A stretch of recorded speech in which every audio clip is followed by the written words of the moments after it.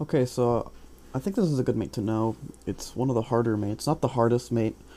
There are a few harder mates, like two knights and a king versus a king and a pawn in certain zones, and two bishops versus a knight. That's harder, but those are really, impractical to learn. I don't know them, and I don't think I'll probably ever learn them.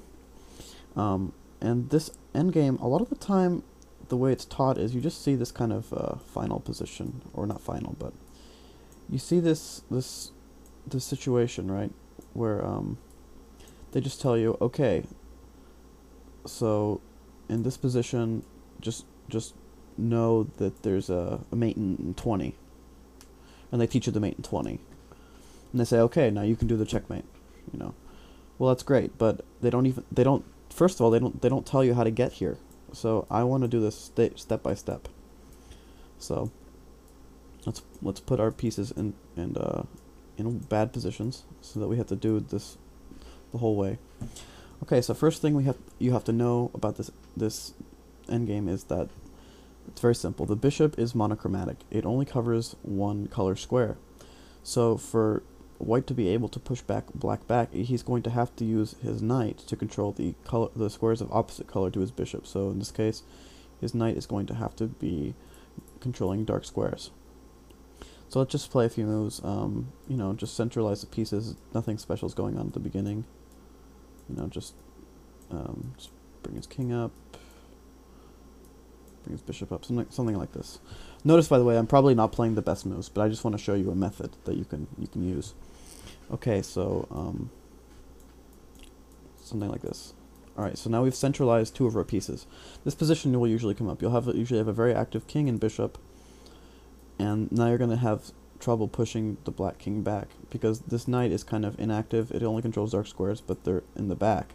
So you're going to have to place this knight on a more active square. You could go to c4 or to d3. Those are all. I probably will go to d3 here. So you just have to maneuver. You have to say, well, what dark squares do I need to control? So I want to control the ones near the black king, so I'm going to maneuver like this. And like this. And now we've kind of set up this this barrier.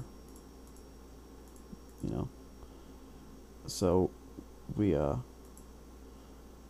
just have to start pushing the black king back. So we need to move our king in such a way that we can push him back. So probably there's multiple ways of doing this. I'm gonna go this way actually. Well, actually let's go this way. Notice if he goes this way, it's just easy. Just reposition your people. This is probably more critical. Something like this. And I'm just gonna. It's kind of like ring around the rosy. Just gonna keep pushing him. These pieces together kind of make a fortress. There's no way for black would take a long time. He'd have to do something like this to be able to attack the white bishop, and that's gonna take forever. So white can just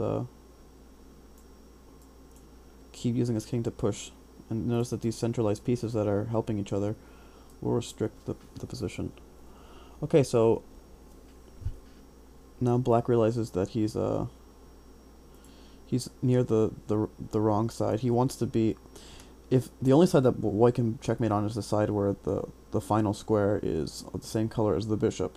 So if black's king is over here, white cannot mate him. So black will probably try to get to this corner because it'll be harder for white.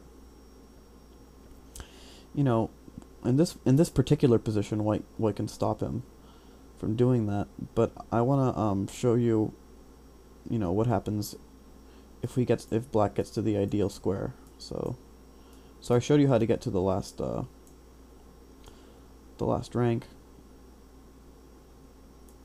Basically, but I want to show you. Now I'm going to show you the position that is so famous, which is this. Which is this position, basically. And here, if you can maneuver your pieces, which you can, if you just practice a few times, you remove your pieces here. Then you have to remember. This is just memorizing. You have to know the sequence. Okay, so here, and a lot of it's logic. You want to push black's king to this corner. So you check, which pushes him out. Okay.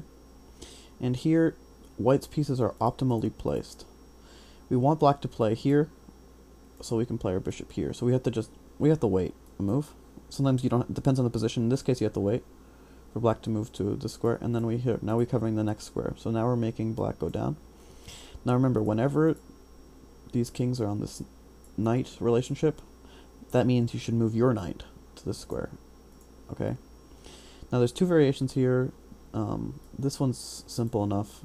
If he goes back, then you just check like this, and it's just kind of a, then he has to go this way, then you put your king here. If he goes this way, you check. If he goes this way, you keep him from leaving. You guard that square. And then knight position, you do this again. And then you'll have to just repeat the process. Check. If he goes this way, you check. And then now, this is the final cornering. White can keep black in the corner with just his bishop and king, so he just has to maneuver his knight to this square.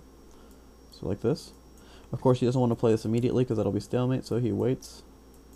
And then check. And mate. That was quick. That's because I don't think it's the critical line, and probably not what's going to be played against you. And it's a lot easier than the alternative. Well, not really easier, but you have to know. Okay. So here, after this move, we looked at this move, right? But that's not so hard. You just check and bring your king over, and just push him. But what if he goes here? It looks like black's going to escape. And this is critical. Okay, just remember, you bring your king. He's going to try to escape. Now remember the nature of the bishop. The bishop is monochromatic, so to keep black from escaping, we have to have the knight go right here to cover all these dark squares. Well, this one too, but it's not so critical. It's basically these two. Okay, so black's going to try to escape. He can't go through the dark square because the knight covers it. And here's the key. He only has one escape route, which is this. So now we just cover that square. And now these pieces are working in perfect harmony. So let's say black goes here. And now we just cover this escape route. So now he's going to go back. And now we bring our king. And now notice we're just forcing him into the same kind of stuff. We want to guard this square. And now we have this knight relationship again. Move our knight. Now he's going to have to go this way. I mean, he can go this way, but it's just an easy win. Check.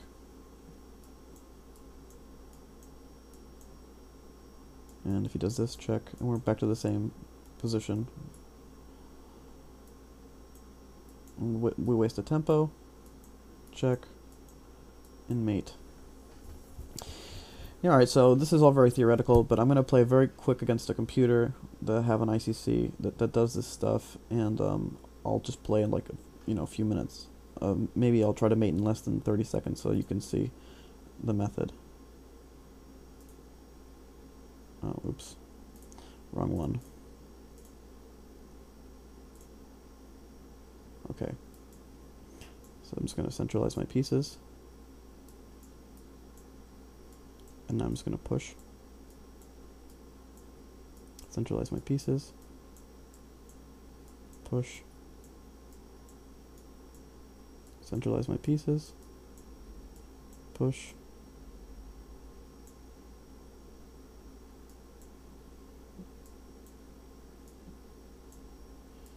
And now we just got to the theoretical position.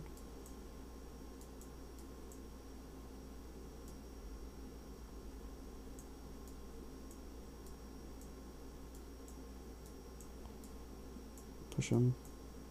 Check. Guard this square. Waste a tempo. Check. And mate. Alright, I hope if you enjoyed that. You should really need to practice this. If you have ICC, this bot is good. Alright.